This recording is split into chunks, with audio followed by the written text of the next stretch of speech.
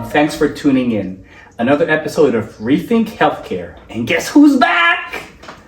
Tania's back! Yep. Paul Montenegro and yours Tania truly. Stindy. Okay. So, you want to tell me about your trip? I mean, our viewers missed you. You're like 3 episodes you missed. Yeah. Yeah, it was a great trip. We went to Ireland, as I think you all have heard. Yeah, we were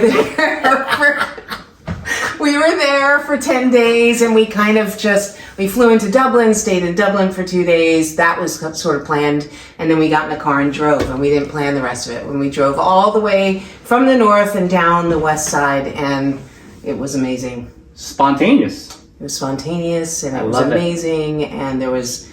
We've guesstimated that there is 1 sheep for every person in Ireland, and there's 5.5 million people in Ireland. Wow. Yeah. You know what? It was the same when we were in Iceland. There was a lot of sheep. Too. Was there a lot of sheep? Yeah, a lot of sheep. Anyway, so we talked about being spontaneous, and our show is rather spontaneous. I mean, we actually, on purpose, by design, don't talk to each other before our filming, so we could have a really diverse and stimulating discussion. So we have a topic in mind. You want to pick your topic today, or did you watch the last 3 episodes that you missed? I did watch them. There was one thing I wanted to talk about, and I think that was touched on at some point, and it was the role of nurses in management, and whether you actually need to be a nurse if you're a nurse in that role. Interesting topic. Interesting. Okay. Well, let's just dive into it. Okay. So, all right, what are your thoughts? My first thoughts are, okay, are you, education-wise, are you prepared for those roles? So let's look at, when we talk about nursing, it's a rather broader field, right? I think we need to be more specific because, CNAs, nursing assistants are included, licensed practical nurses are in there, and then you have your RNs and RNs with bachelors and without bachelors, and you have your nurse practitioners and you have a PhD. So, nursing is very broad. So I think we need to kind of be a bit more specific to that. So you and I came out with our bachelor's degree. Yeah. So let's start with that, right? Yeah. Because that's the bulk of nurses. Yeah. Right. For somebody with a bachelor's degree, are they prepared for these leadership management type roles? I don't think so. I agree. That's okay, so we're done. All right, good. That was a short one. Time for lunch? No, okay. So why? But you know what though? In fairness to our audience, we both came from the same class. Yeah. So we don't have the diversity of thought because we both have the same educational process there. But let's break down that process from what we learn and why we think you're not necessarily prepared for that. So the idea with the bachelor's prepared nurse is really to have those leadership roles. Mm-hmm. Leadership roles meaning they added research courses into our program. It was a much more broader, rounding. It wasn't just clinically focused because they were also preparing you from, we learned about different types of leadership. Do you remember all those things? Yeah. So, but what did that? When we came out of school, what did that get us, and what does that mean? I suppose it did help us to think in a certain way. Think in terms of not just following orders from someone, but also having our own. Because I feel, it's a long time ago now, but I think that was kind of the gist of the course is to be thinkers, critical thinkers. Critical thinking, that was really drilled into us. It's critical thinking skills. Rather than just sort of running around like a robot doing things that somebody told us to do, True. But did it prepare us to be in any kind of management role? I wouldn't think so. Okay.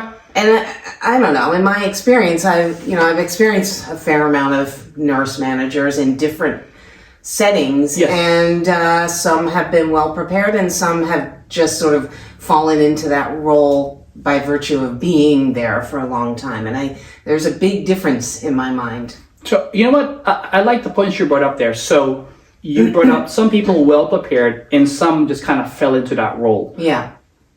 If you're able to kind of think back, was there a specific traits, or did they have specific paths that led them there? Because there may be clues in there, Yeah. Well, I think the ones that tend to be the most successful are the ones who didn't just fall into the role.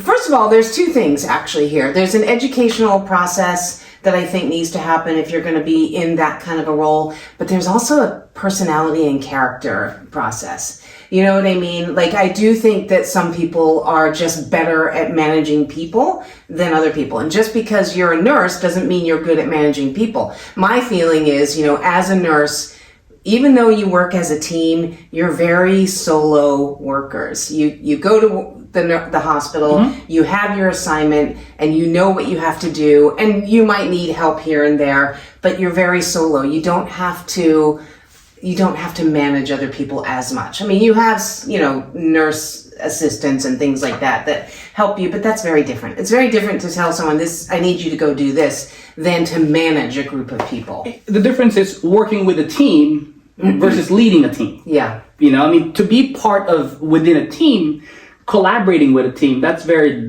different level, because that's really all kind of more so peer to peer. Yeah. But when you have management responsibilities or leadership responsibilities, then there's a bit of a separation there, because there needs to be some tough decisions at times. It's not about just let's go have lunch together. Yeah. It's about I may need to discipline somebody. Yeah. Right. So. I guess those things we didn't really learn in school. No. From the baccalaureate program, we didn't learn. Maybe some conflict resolution you learned, but it was theoretical. Yeah, very theoretical. So yes, I agree. I mean, so the ones that you mentioned that were better prepared, what made them different? Well, certainly, I think the ones that I'm thinking of were sort of better prepared in terms of just their personality, and that I don't think that's anything necessarily you can learn. I think that's sort of part of your personality. However, it doesn't mean it's impossible, but I think you have to have that educational background, and so I think you have to have more than just your nursing degree in order to effectively manage people. Okay. So I do think that it's important to have some sort of I don't know what the word not marketing, but business management, that kind of thing, because that is partly what a nurse manager is doing. I mean, they have to worry about the business side of things. Yeah. So now, when you talk about business management, there are degrees to that. There are masters to that.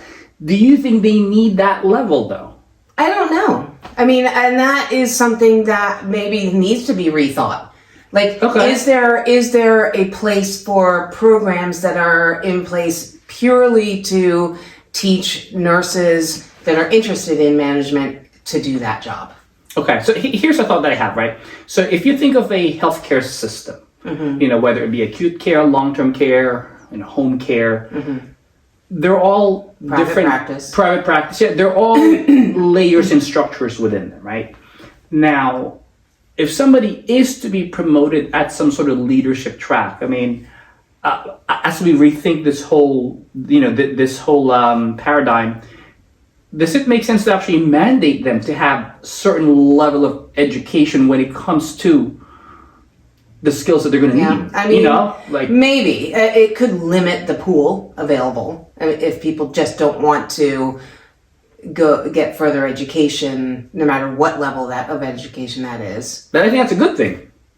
To limit the pool to those who are interested. To limit the pool, because you want your leaders to be successful. Yeah. So by making it a bit harder to become to get to that level, not just promotion via experience, or you've been around for a while, why don't you try that job? Yeah. Because the risk that I find is if you're promoting somebody who is not well trained in that, the burnout rate for that person is higher. Yeah, for sure. And that person may leave the field. I mean, we're already in a shortage. We don't want people leaving the field. But also that person who may be ill prepared, right? The people underneath them are not going to be dissatisfied.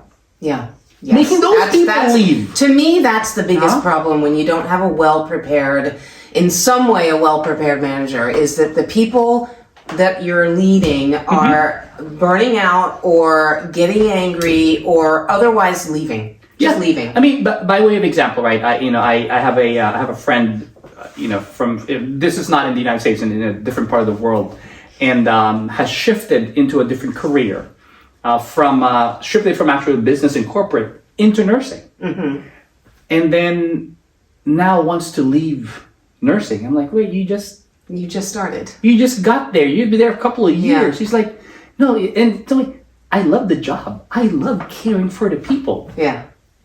I hate management. And he came from business management. Yeah. He's like, they don't know how to manage. Yeah. And to me, that was that's actually part of the thought process here is like, when we talk about promotion, but not having the actual requisite skills for those levels, I think to me is very concerning. And I think it's okay to limit the pool because you want who's up there leading, who's interested in what they're doing, and it's also going to be effective and not going to potentially cause more harm, because I think that's the biggest detriment, is to cause more harm within that nursing culture. Yep. I've seen that. I've experienced that. And experienced it. Yeah. What's a cliche that we've learned, from in nursing school, that nurses eat their young. I did quite understand that when we were students. But then when you actually go out there in the field, it is real. Yes, it's real. Senior nurses could be very mean at times. Yeah, they really could. Yeah. It's nothing to laugh about, so I shouldn't be laughing. Yeah. So. Well, yeah, but it's not the worst. It's trial by fire if you're a new nurse. And honestly, I think people do better when it's like that. I think people What do you mean? I don't understand. So in my own personal experience, not as a nurse or a regular nurse, but as a nurse practitioner, I suddenly was thrown into a situation where I had to manage kids in an emergency department and with almost no support. And the support I did have were the doctors who were on call, who were not happy that I was calling them all the time. Do you know what I mean? I've been there. Yeah, so it's like, but guess what? I am so much better because of it. Because I started to realize, okay, I better actually know what I'm talking about before I call this person, or otherwise he's going to eat me a new... Whatever. Yeah. Yeah. So it was and certainly people can be different in their personalities on how they react to that. I just had that personality where I was not going to get yelled at again. So I was going to know what I was talking about next time. And I do think that can happen with nurses as new nurses, with the older nurses who just don't have the tolerance to, you went to nursing school, you learned what you have to learn, and I'm not here to teach you. I'm here to do a job. And that's kind of, I think, the feeling that you would get as a new nurse from the older nurses. And while they might be willing to help you in certain ways, it's a busy job. They only have so much time to help you. And so it was incumbent upon you as a new nurse to make sure that you were continuing to learn how to do your job, and you were better because of it. Now, do you think that the nurses promoted into management positions feel the same way? So basically they're becoming a novice again and having to navigate that leadership piece. Yeah, maybe. And I think part of it is they're trying to play this dichotomy of being the manager, but also, and this is another problem, a whole other topic that maybe we can touch on again, but the moving into a role where you're now the sort of boss of the people that you were a peer with. And now you have to play this game of still being friendly with everybody, but also then disciplining people, so, yeah. But not only that, you're now a boss, but then you may be a neophyte in that role. Yeah. So you're getting it from above. You're getting it from above. Yeah. And you're getting it from below. And you need to know how to handle those two things. Yeah, that's tough. Truthfully, I've never been in those positions. Honestly, I haven't either. I've thought about it a lot because I've been in situations where it's not good. And I think, oh my gosh, I could do this so much better. But could I? I don't have the educational background to be in management. And part of me thinks that, I guess my bottom line is I think that people should have that educational background. I concur. Yeah. Now, when we talk about different educational background, does it make sense to bring in somebody actually without nursing? I mean, it's pure management, pure business type into the management positions. Maybe. And I was thinking about that too. Maybe. So the downside to that is they know nothing about the actual nursing job. The actual job of nursing. But do you need to know? Well, I think it depends on the level. If you're a unit manager, you need to rather be an expert in that unit. Right? So you need those nursing skills. If you're a director of nursing, yes, you need to be able to step in there at any time. There's a code, something like that. You need to be able to step in. But let's think of. Well, let me finish. Yeah, I will. Let's think of not a singular person, but let's think of it as a team. Yeah. So if you bring in somebody with real, true professional business management experience, working along with managers. So let's say from a healthcare system, you bring in somebody. Let's say who may have MBA. Let's just use use that as an example, right? MBA with some healthcare administration, whatever, right? But then they work closely with these managers. So then they don't have to be the unit expert. Yeah. But then they could refer to each other on, hey, can you help me with this conflict? How's the best way to manage this scheduling issue? I mean, those things like, can you help me kind of manage this budget a bit? I'm a bit over budget. Yeah. How can I do this? Yeah. So that's my thought of it. I mean, in reality though, what's your experience with that nurse manager ever jumping in and helping as a nurse? It depends. It's so, see, I see that smile because we've all seen it where that nurse manager no longer jumps in. And it used to make me mad, but then, I shouldn't be expected to jump in and start an IV on somebody when I haven't done it in over 10 years, too. So, there's two sides to that. But so then you're back to do you really need to be a nurse in order to be in that role, even if you're down at the unit level? I don't know. But I think it's better. If you look at their job descriptions, being a nurse is never removed from that. So at any point in time, they are expected to fill in as needed. Yes. No? Yes. So I mean, but my thought process really is to work in teams. So yes, I think if you just educating the nurse to be in that role, I don't think it's enough. Because they need mentorship. There's a lot involved. So I think you kind of use the different disciplines and have the different disciplines really work together. And that's really developing a system of true management folks working with your actual domain experts. So you really have, you're melding two domain experts, business domain expert and your nursing domain expert, have that, that interaction in play. So then you get the best of both worlds. That's my opinion on it, Well, we're going to have a guest soon to talk about something on a totally different subject, who I think may be able to touch on that with us in the future. Okay. Because she was a nurse, but then now has her own business, and therefore she's now managing nurses as well. So it'll be interesting to get her perspective on that. Yeah, we actually have a few guests that we have in mind, at different levels. I mean, that's one, and we have other guests who we're trying to line up who'll be able to kind of share their experiences as they went through the vertical progressions, and also we have a guest who potentially is able to kind of share light on actual having a second degree specific to organizational leadership. But it also a nurse as a background. So I think talking to those three will be very good. So we're looking to line those folks up. But I think when we're talking about, and I know we need to wrap up, but when we're talking about rethinking healthcare, it's all about managing it. Yeah. You know what I mean? It's not necessarily the actual healthcare that's being given. It is really about managing how it's because managed and streamlined and all of those things together. I look at it as, how do you innovate an existing process? Yeah. You know, so I mean, the care of nursing is an existing process. So then, how do we then innovate Yeah. and really rethink that? So what we're doing is rethinking, how do we innovate this whole thing? Yeah.